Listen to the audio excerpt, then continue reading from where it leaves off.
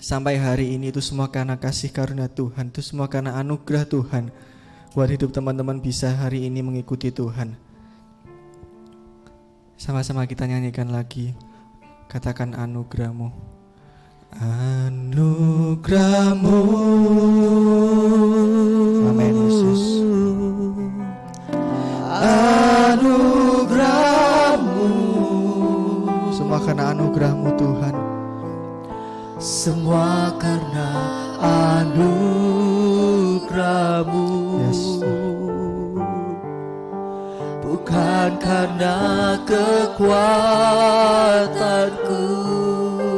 Anugerah-Mu, Anugerah-Mu,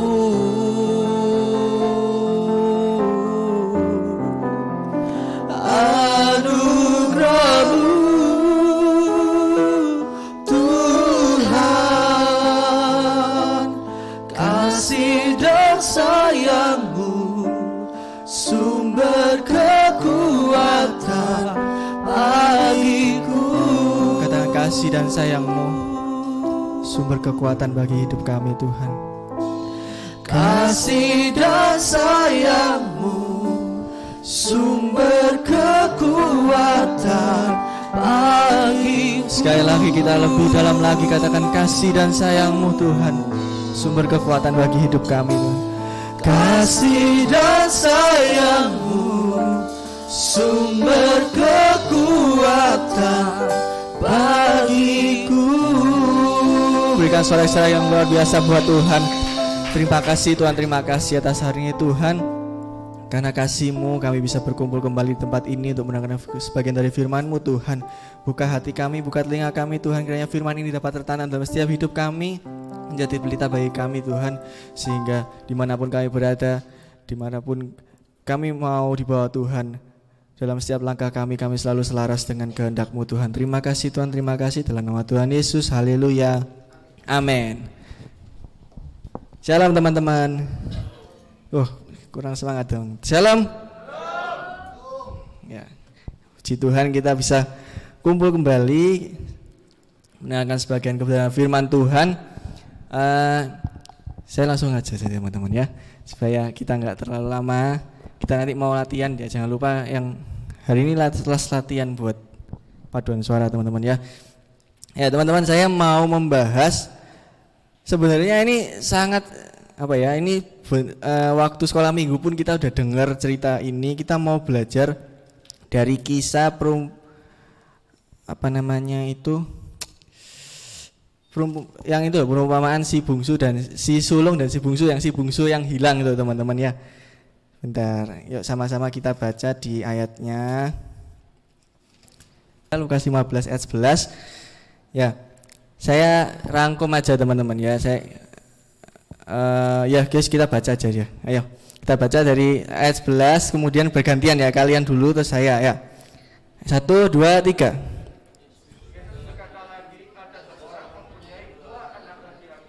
Kata yang bungsu kepada ayahnya, "Bapa, berikanlah kepadaku bagian harta milik kita yang menjadi hakku." Lalu ayahnya membagi-bagikan harta kekayaan itu di antara mereka.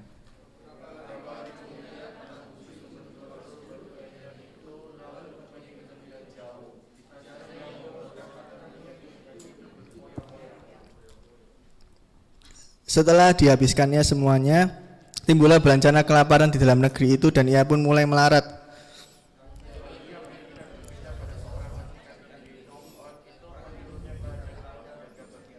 Lalu ia ingin mengisi perutnya dengan ampas yang menjadi makanan babi itu, tetapi tidak seorang pun yang memberikannya kepadanya.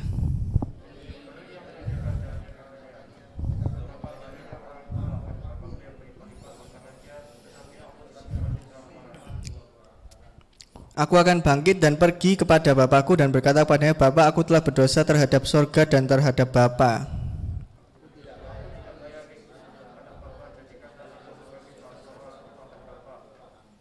Maka bangkitlah ia dan pergi kepada bapaknya. Ketika ia masih jauh, ayahnya telah melihatnya, lalu tergeraklah hatinya oleh belas kasihan. Ayahnya itu berlari mendapatkan dia, lalu merangkul dan mencium dia.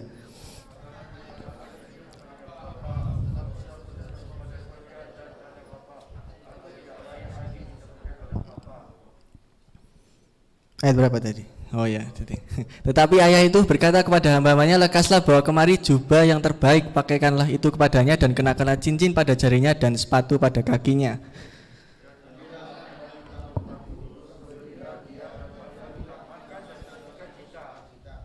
Sebab anakku ini telah mati dan menjadi hidup kembali, ia telah hilang dan dapat kembali, maka mulailah mereka bersukaria.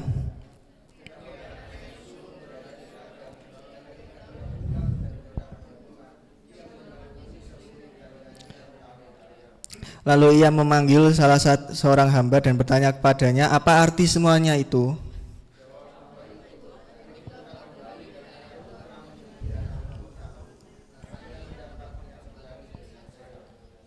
Maka marahlah anak sulung itu dan ia tidak mau masuk. Lalu ayahnya keluar dan berbicara dengan dia.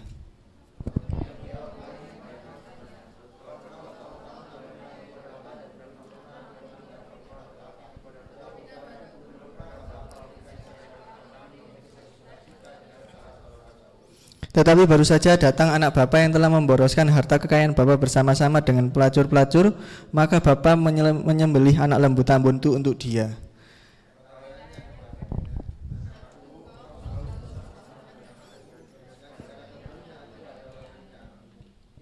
Kita patut bersukacita dan bergembira karena adikmu telah mati dan menjadi hidup kembali, ia telah hilang dan didapat kembali. Amin teman-teman ya, ini sangat sering sekali kita udah dengar cerita ini pada saat sekolah minggu, dan saking sering dengarnya sampai saya beberapa minggu ini ya nggak pernah lihat pendeta membahas cerita ini lagi karena sudah sering sekali kita mendengarkan cerita ini.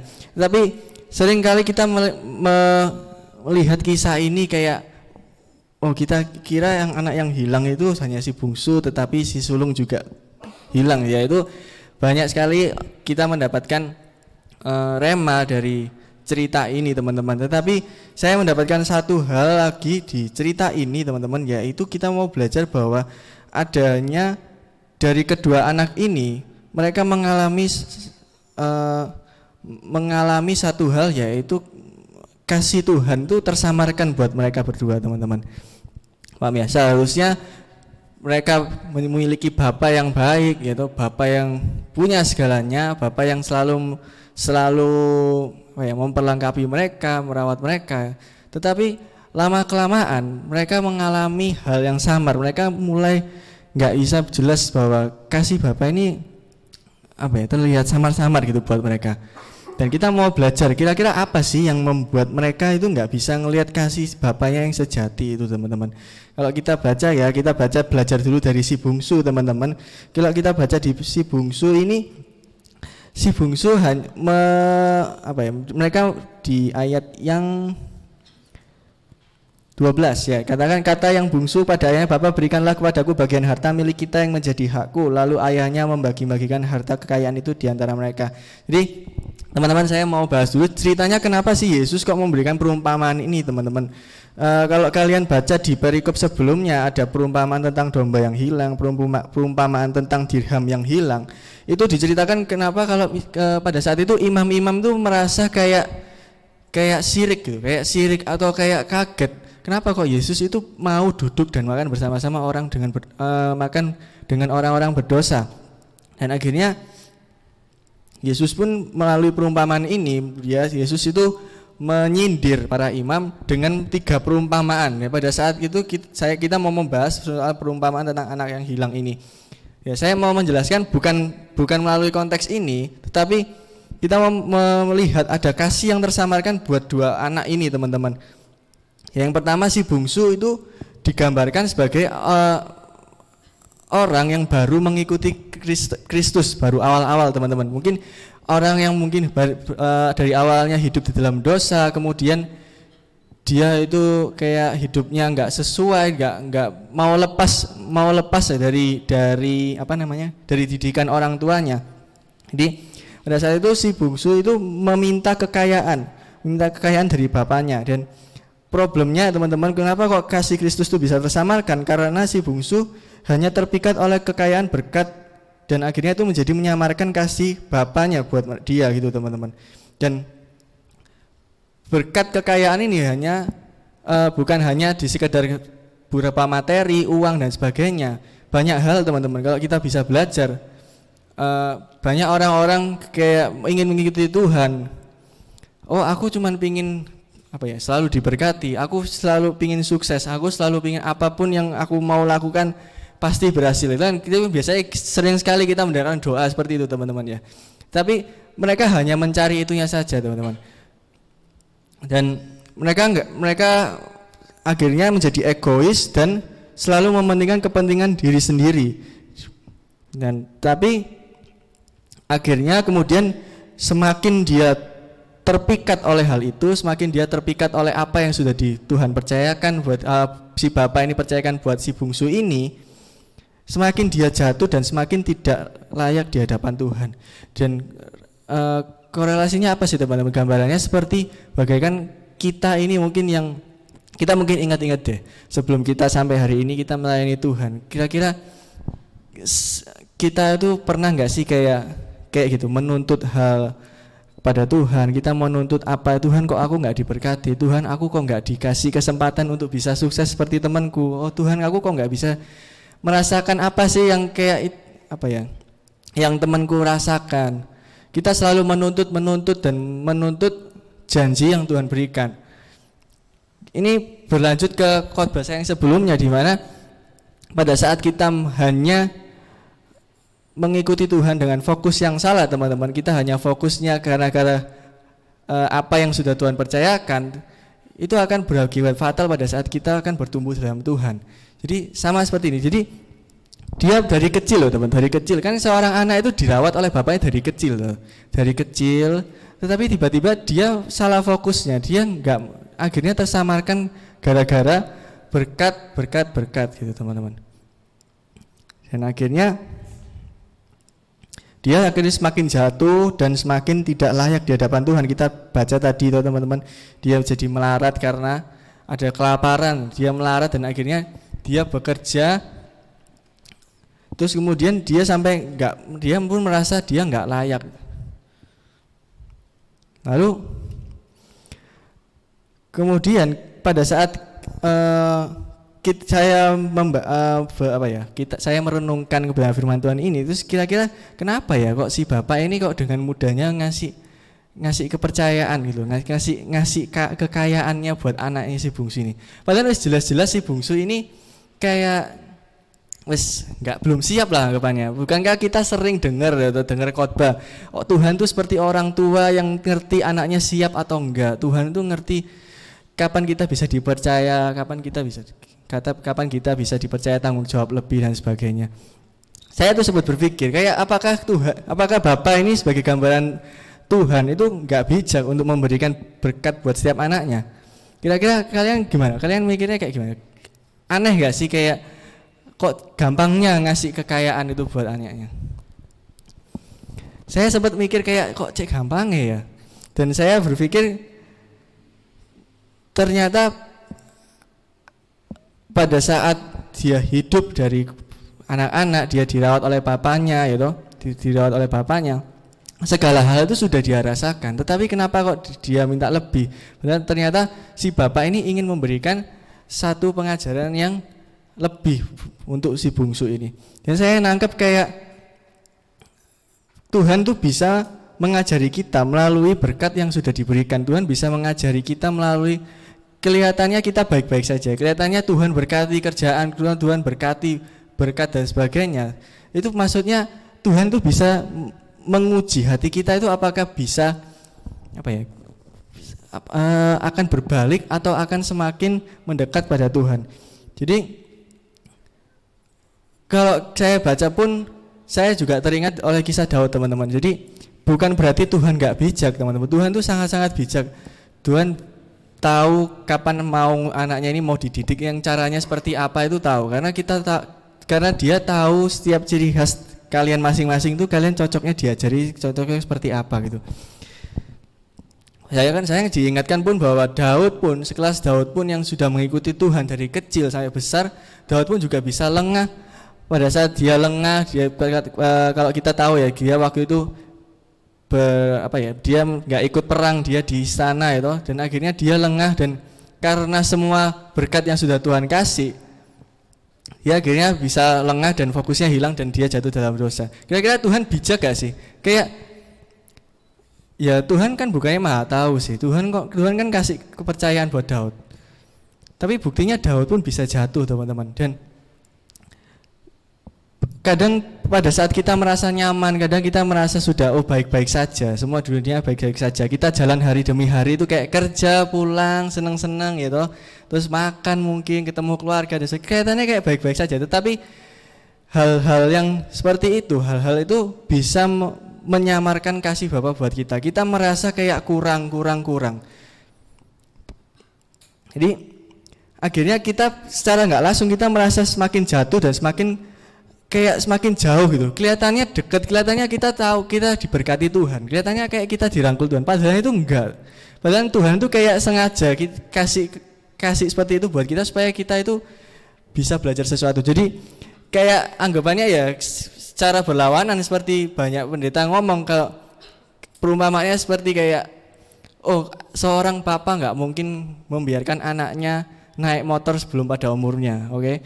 Itu kan biasanya kayak gitu toh, biasanya nanti jatuh, nanti itu. Ini kayak saya menganggap kok Tuhan ngajarinnya malah kayak seorang anak SMP mungkin baru kelas 1 motor jatuh. Maksudnya ndang ngerti kalau misalnya itu bahaya, biar merasakannya diri sendiri gitu. Dan saya menganggap remeh kayak entah kalian setuju apa enggak dengan saya.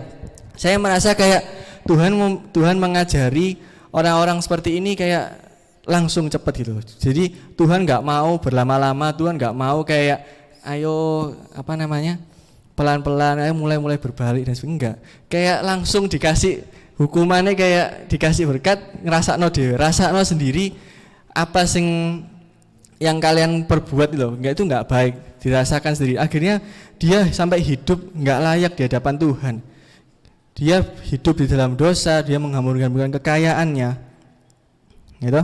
Dan kita mau belajar juga yang kedua, kita mau belajar di poin yang kedua melalui si sulung, teman-teman.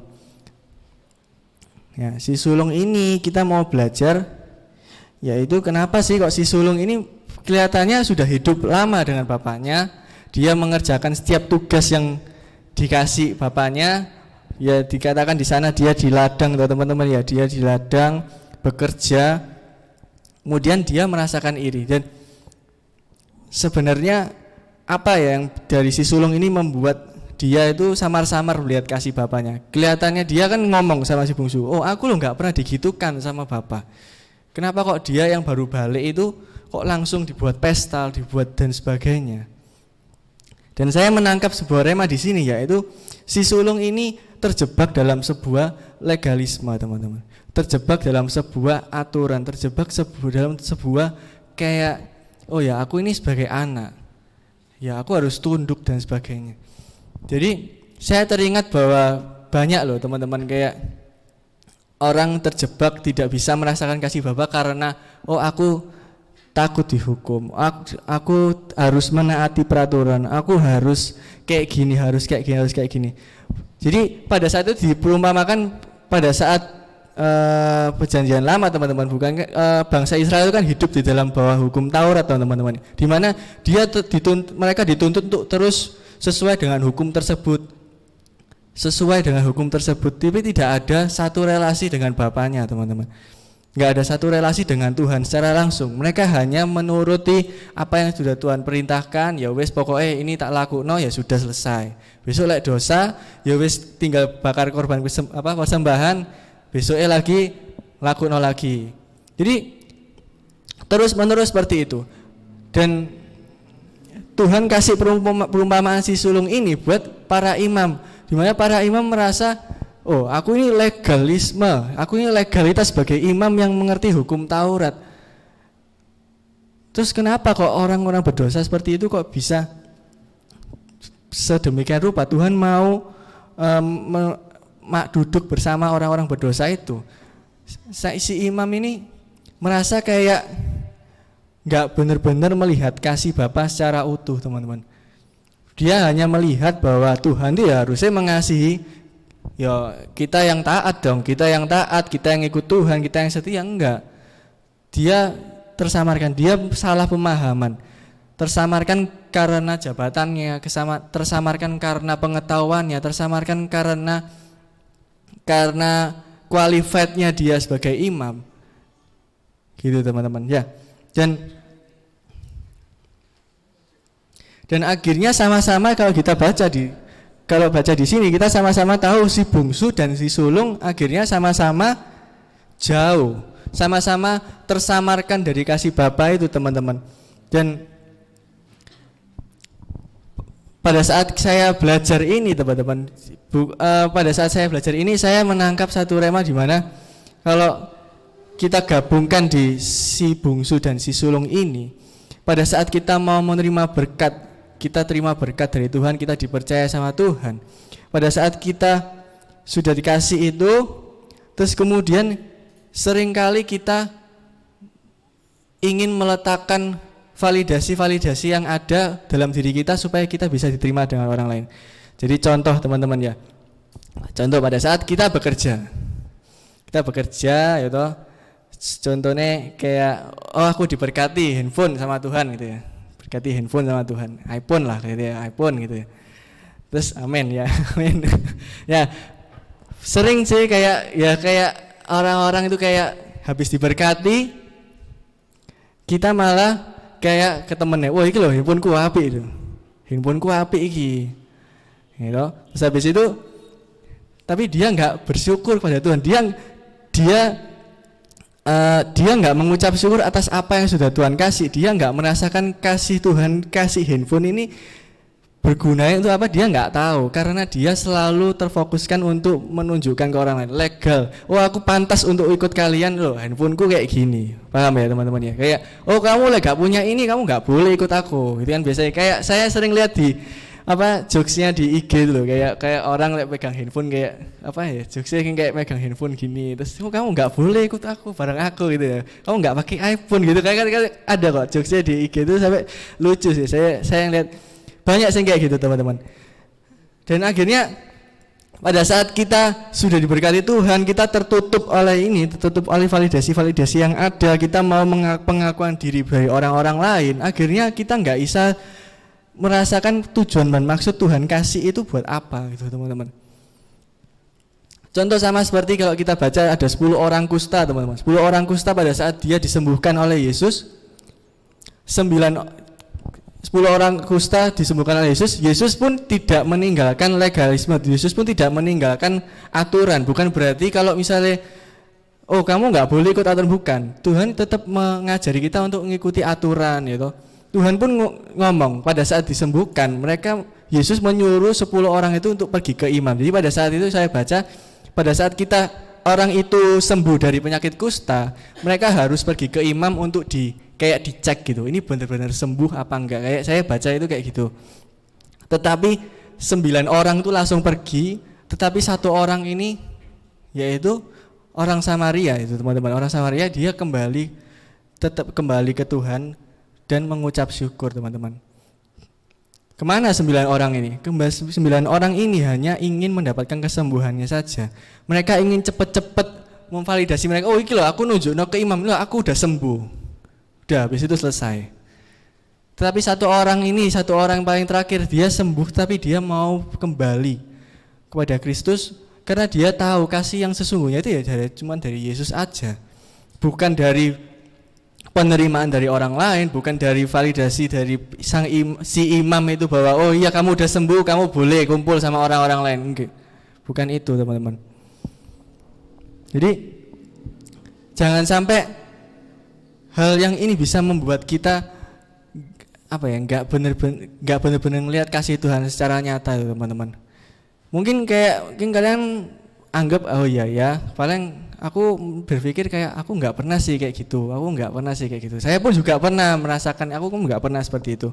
Tetapi lama beberapa waktu kemudian saya pun juga merasakan loh teman-teman, pada saat saya mulai bekerja, saya kayak mulai kan semakin dewasa teman-teman, semakin bekerja, dituntut untuk mengejar tujuan, capaian. Aku tahun ini mau ngapain, aku tahun ini ngapain. Dan saya merasakan kayak banyak inputan orang-orang kayak oh kamu harus kayak gini, kamu harus punya ini, kamu harus punya ini.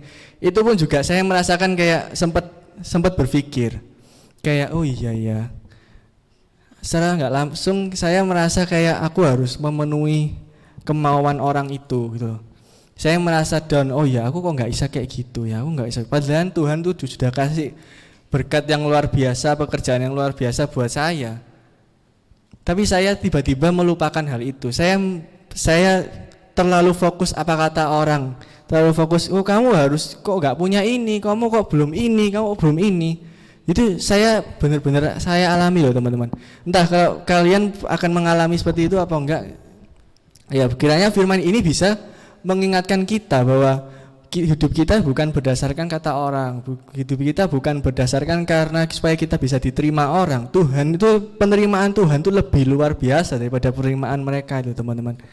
Jadi pada yang pertama yaitu adalah berkat itu bisa membuat kasih Tuhan itu tersamarkan di hidup kita. Kemudian adanya aturan-aturan legalitas, kemudian formalitas dan aturan-aturan dan sebagainya, validasi dari orang-orang itu bisa menyamarkan kasihnya Tuhan di hidup kita teman-teman.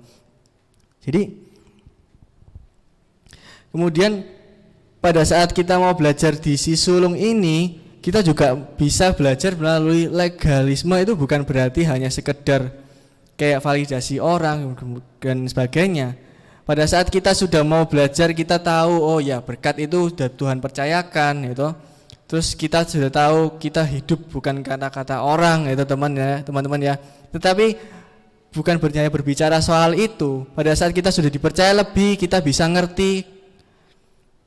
Kemudian kita bisa masuk dalam dunia yang lebih tinggi lagi, yaitu dunia pelayanan. Yaitu saya menganggap dunia pelayanan itu adalah apa ya, lingkungan yang sangat luar biasa menguji iman kita. Pada saat kita mau melayani Tuhan, jangan sampai legalisme ini bisa membuat mengganggu kita dalam melayani Tuhan. Jadi saya nggak mau kayak misalnya ada kayak teman-teman di sini ada yang pelayanan merasa ada senioritas, ada merasa kayak sudah melakukan banyak hal dan sebagainya.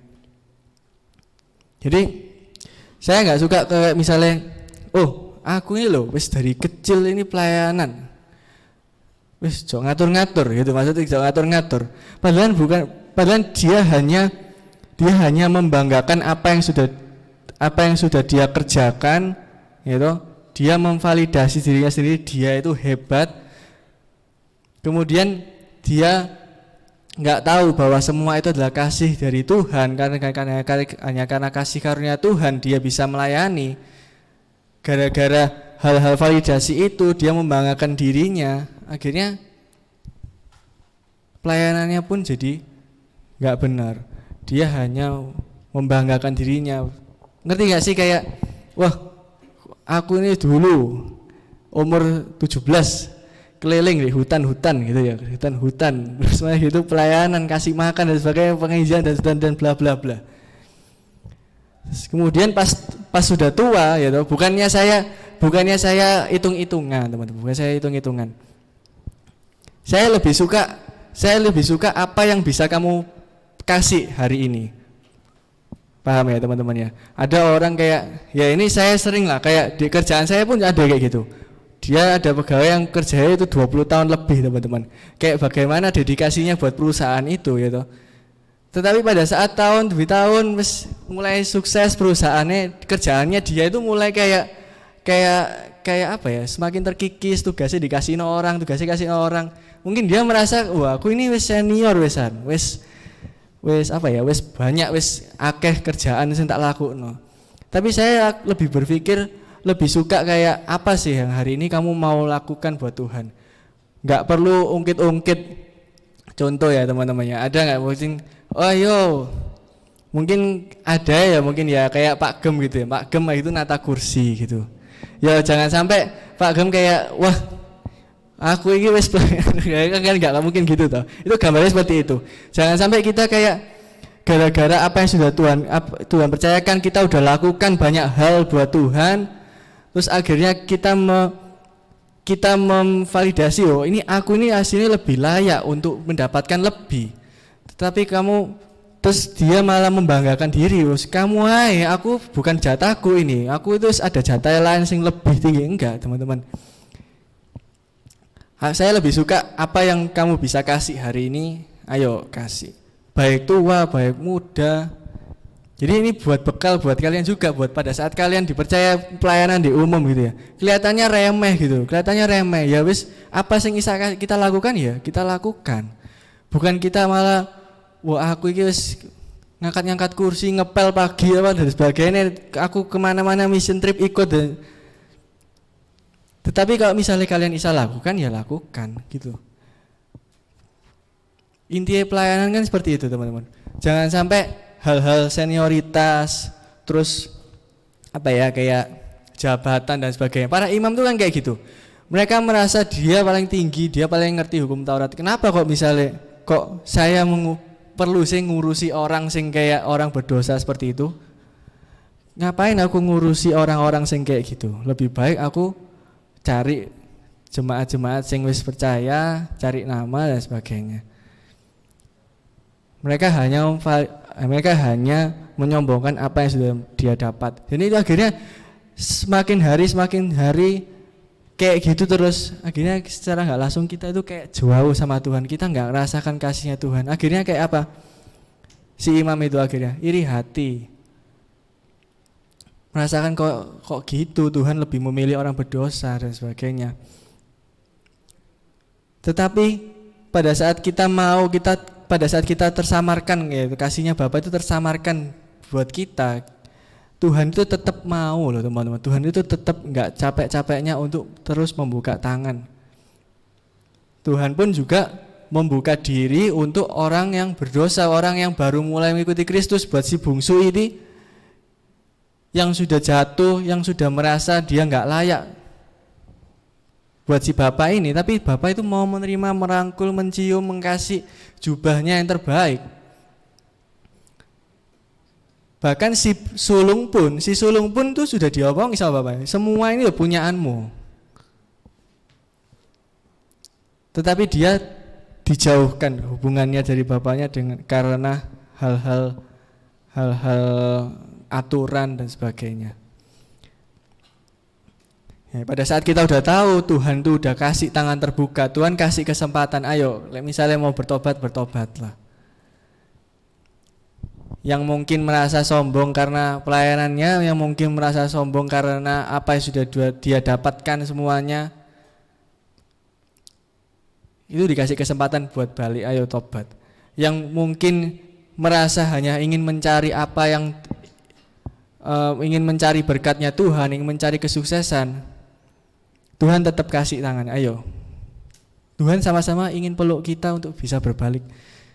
Sisanya apa? Apa yang harus kita lakukan ya?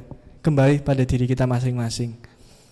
Tuhan kasih kebebasan buat kita untuk memilih. Tuhan gak mau jadikan kita jadi kayak robot, kita diatur dan sebagainya. Buktinya pun bangsa Israel yang hidup dalam hukum Taurat, yang diatur sedemikian rupa dari peraturan, tambah hidupnya tambah gak karu-karuan. Tetapi Kristus mau turun ke dunia ini menggenapi seluruh hukum Taurat itu dan membungkusnya jadi satu, yaitu hidup dalam kasih. Kita mengasihi Tuhan, kita mengasihi sesama kita, dan semua yang kita lakukan semua aturan-aturan itu. Kita bukan seperti terjebak, kita bukan seperti tunduk terjerat oleh aturan-aturannya, tetapi kita mau hidup karena ya memang kita mengasihi Tuhan, kita hidup sesuai apa yang sudah Tuhan ajarkan.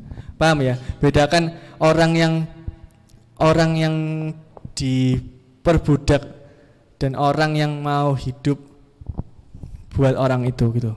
Beda. Orang yang diperbudak dia hidup melalui aturan-aturan yang ada, dia takut dihukum dan sebagainya. Tapi beda dengan orang yang memang ingin menjadikannya satu, kemudian kita melakukannya karena kita mengasihi Tuhan, bukan karena hal apapun, ya karena kita mengasihi Tuhan. Sehingga pada saat kita hidup terus seperti itu, kita hidup mengasihi, kita tahu apa yang sudah Tuhan kasih itu, percayakan itu karena kasih karunia Tuhan. Hidup kita itu selalu melihat ada kasih Bapa. Pada saat kita mau disenggol kiri, senggol kanan, kita tahu ada kasih yang sejati, yaitu hanya dari Tuhan saja, teman-teman.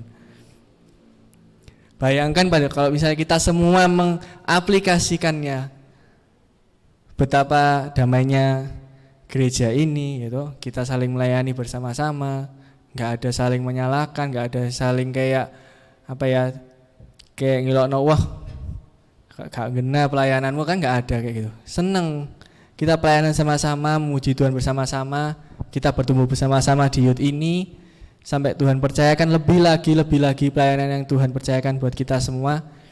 Yang terpenting hanya Tuhan yang dimuliakan. Amin. Amin. Yuk sama-sama pemain musik WL.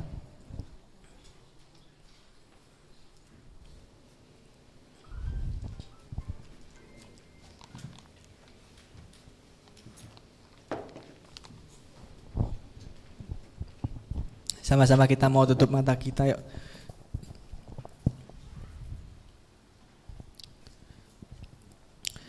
Bapa, kami mengucap syukur Tuhan atas hari ini. Engkau mengajarkan kami Tuhan, mulai apa saja yang bisa membuat kasih-Mu itu tersamarkan bagi kami Tuhan.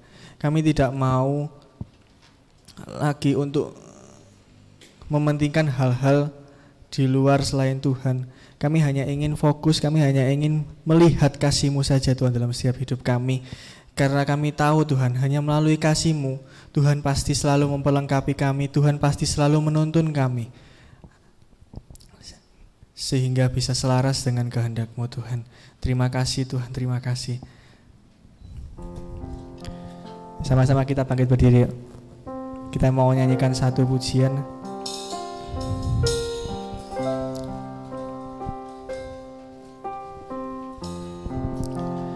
Dekat padamu, itu rinduku.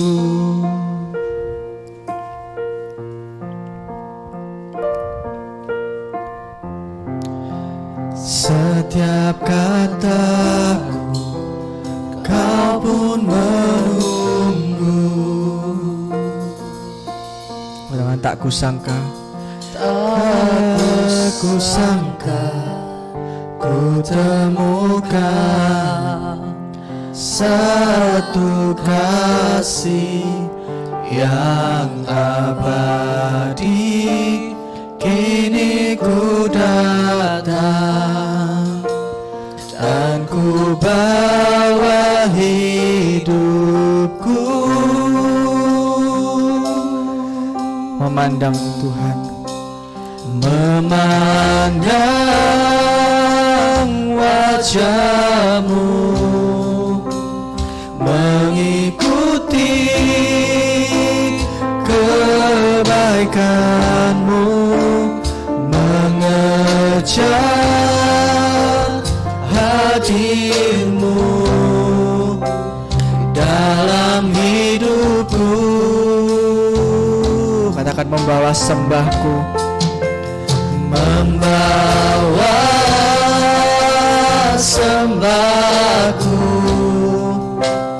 menyatakan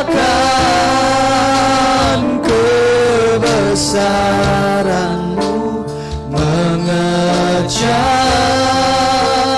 hadir-Mu dalam hidupku. Melalui lirik lagu ini teman-teman, saya teringat bahwa hidup kita hanya memang memandang wajah Tuhan saja teman-teman. Bukan karena hal lain yang kita kejar, bukan hal lain yang bisa membuat kita nyaman dan sebagainya. Melalui lagu ini kita diajarkan bahwa ya kita hanya mau mencari Tuhan saja. Kita mau mengikuti Tuhan. Kita mau benar-benar merasakan kasih Kristus itu sungguh nyata dalam hidup kita. Sehingga pada saat dimanapun kita berada, pada saat kita hidup di dunia ini, kita bisa selalu menyatakan kebesaran Tuhan, kita bisa selalu menyatakan kemuliaan Tuhan.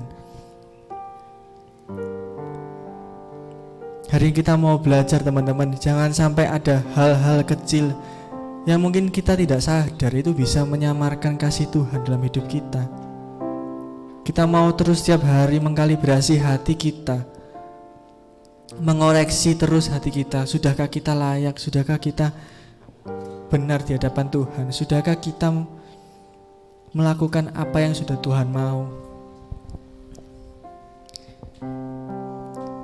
Ya teman-teman, hari ini bisa menangkap firman ini, menanamkan firman ini dalam setiap hidup teman-teman masing-masing, sehingga dimanapun kalian berada, kalian bisa terus dipercaya Tuhan, kalian bisa terus merasakan kasih Tuhan, pada hingga akhirnya kita ditemukan sempurna di hadapan Tuhan. Kita bisa kembali di hadapan Tuhan, kita diterima Tuhan menjadi anaknya. Amin teman-teman. Sama-sama kita nyanyikan lagu ini, Memandang Wajah-Mu. Memandang wajah-Mu, mengikuti kebaikan-Mu, mengejar hadir-Mu di dalam hidupku, membawa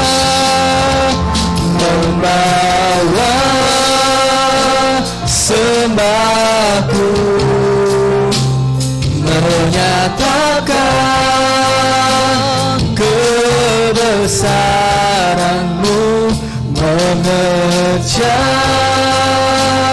hadir-Mu di dalam hidupku. Bapa, hamba-Mu mengucap syukur Tuhan atas hari ini Tuhan, melalui kebenaran firman-Mu. Terima kasih Tuhan atas kasih-Mu meneguh setiap hati kami Tuhan. Kiranya Tuhan menjamah setiap anak-anak di tempat ini Tuhan.